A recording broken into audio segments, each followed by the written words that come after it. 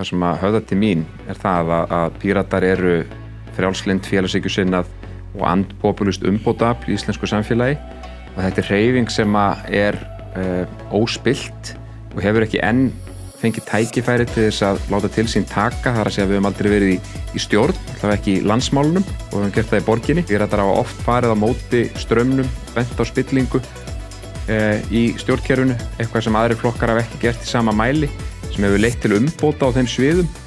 Ef maður hugsar þetta kjörtímabil núna sem að klárast, þá ertu með þennan svokallaða vinstriflokk VG sem að einhvern veginn hefur gert Sjálfstæðisflokknum kleift að stjórna þessu landi.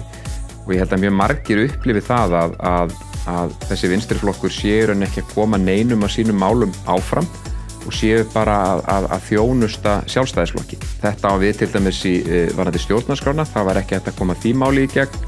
Þetta á við auknar heimildir strandveiðimanna, svo einungis séu tekin 2 dæmi. Þannig að stærsta klúðrið, það að leyfa Sjálfstæðisflokknum að ráða öllu og aðrir flokkar í rauninni bara gefa eftir og virðast þrá valdana vegna. Ég einhvern veginn og hef orðið fyrir miklum vonbrigðum með VG í þessu stjórnarsamstarfi. Ég held við þurfum stjórn þar sem að Sjálfstæðisflokknum bara gefin frí.